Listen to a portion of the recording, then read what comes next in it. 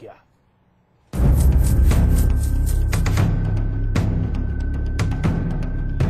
अक्सर विवादों में रहने वाले जनरल वीके सिंह ने इस बार ऐसा बम फोड़ा कि जम्मू कश्मीर सरकार से लेकर केंद्र सरकार तक को पसीने आ गए। पूर्व आर्मी चीफ का कहना है कि सेना कश्मीर में अपना काम कराने के लिए वहां के कुछ नेताओं को पैसे देती थी। पैसा उन नेताओं को दिया जाता था जिनके इलाके में शांति बनाए रखनी होती थी, और ये सब आजादी के वक्त से चल रहा है।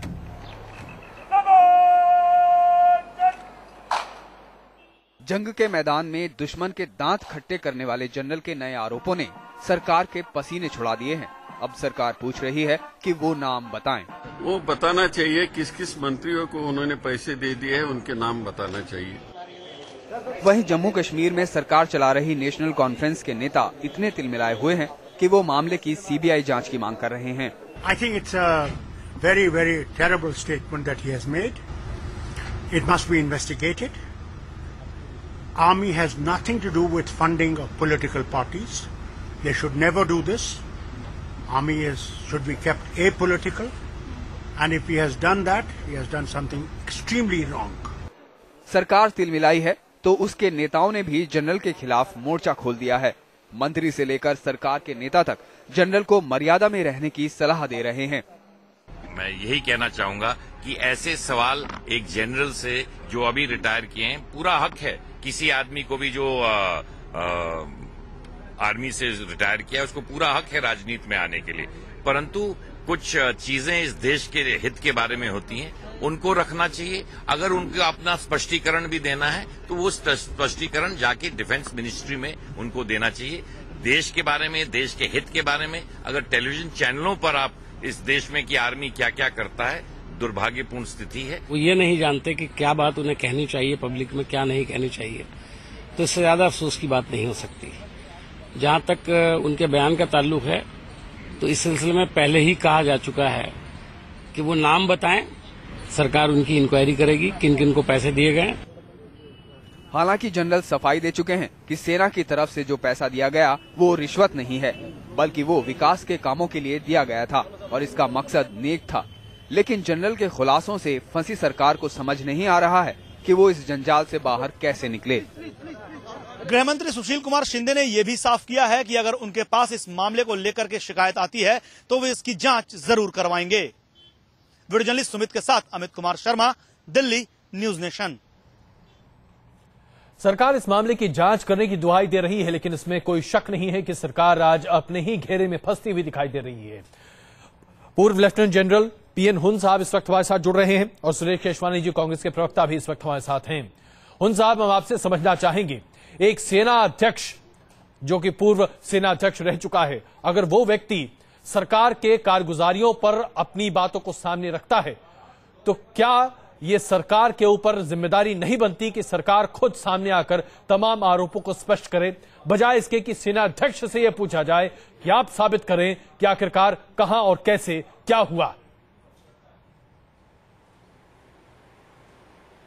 नहीं, देखिए, सबसे पहले मैं कहना चाहता हूं कि वीके सिंह साहब जो हैं, उन्होंने पहले इस पूरा इंटरव्यू दिया है और वो कल शाम को मेरे ख्याल है टाइम्स नाउ में दिया था, जहां के उन्होंने बहुत आरोप लगाए हैं।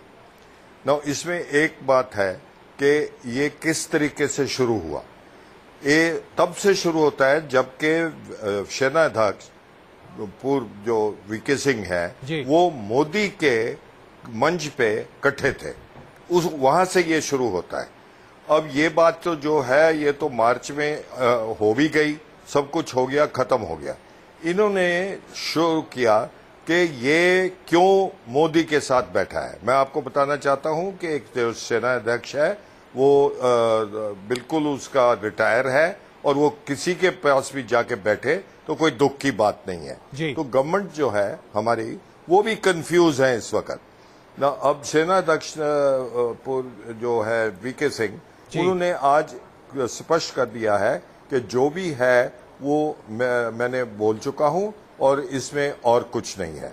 अब होम मिनिस्टर सुशील शिंदे ने भी बोला है कि अगर उनके पास कोई सबूत हैं तो वो नाम लें ताकि हम इसकी आगे करें, जांच कर सकें, इंक्वायरी।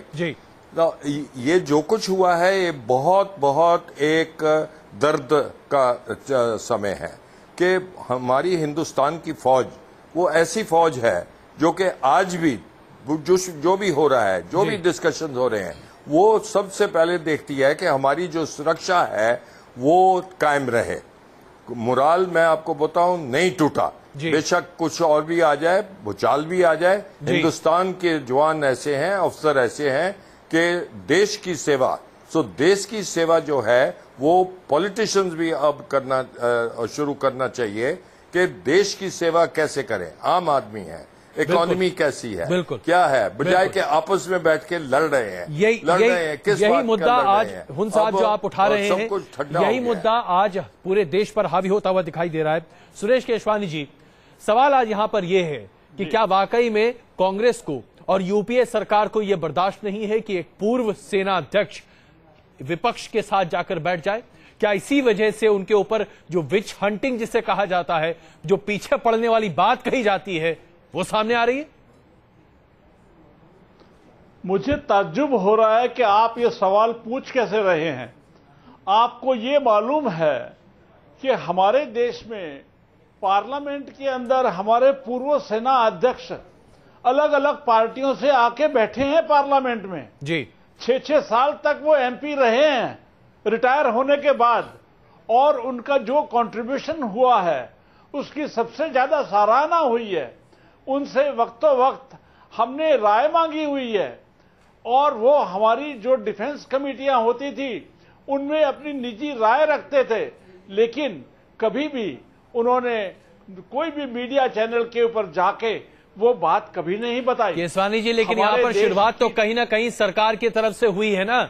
जिस कमेटी की रिपोर्ट की बातें सामने आ रही हैं, पूरी कर लेने दीजिए। नहीं, बिल्कुल केशवानी जी, आपने कहा कि टीवी पर आप मेरी बात पूरी करना चाहता हूं जी, मेरी बात पूरी कर लेने दीजिए।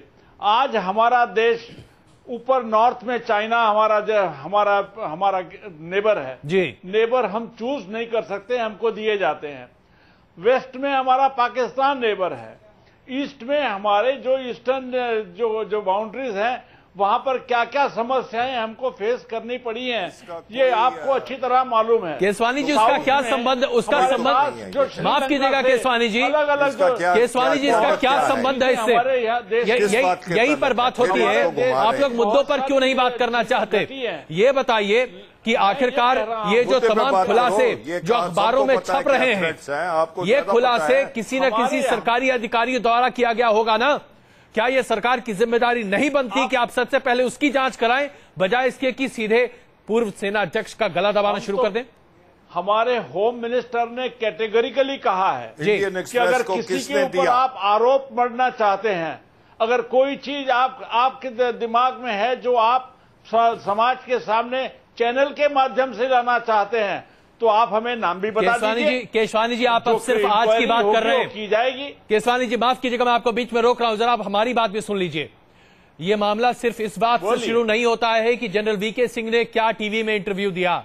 बात यहां से शुरू होती है कि इस पूरे ऑपरेशन के बारे में, इस कोर ग्रुप के बारे में जानकारी कहां से अखबारों तक पहुंची। जाहिर सी बात है, किसी न किसी सरकारी अधिकारी ने यह पूरी रिपोर्ट लीक की, और अगर ये लीक है तो इसकी जांच सरकार ने क्यों नहीं कराई? माफ करना, सरकार ने जांच कराई या ना कराई ये चैनल को बता के नहीं करेगी सरकार। लेकिन आपको एक मैं बात बताना चाहता हूं, इसकी शुरुआत आज नहीं हुई है, इसकी शुरुआत कहां हुई है ये आपको भी विदित है। कब से ये वीके सिंह का जो क्या प्रॉब्लम था, कहां से इनकी समस्या शुरू हुई और कहां पूरी हुई, ये आप सब जानते हैं। मैं ना ही कहूं तो अच्छा है, लेकिन हमारे दिल में, हमारे जहन में, इस देश के जहन में, कांग्रेस पार्टी के जहन में, हमारे जितने जो केशवानी साहब, माफ कीजिएगा, मैं फिर आपको यहां पर रोकूंगा।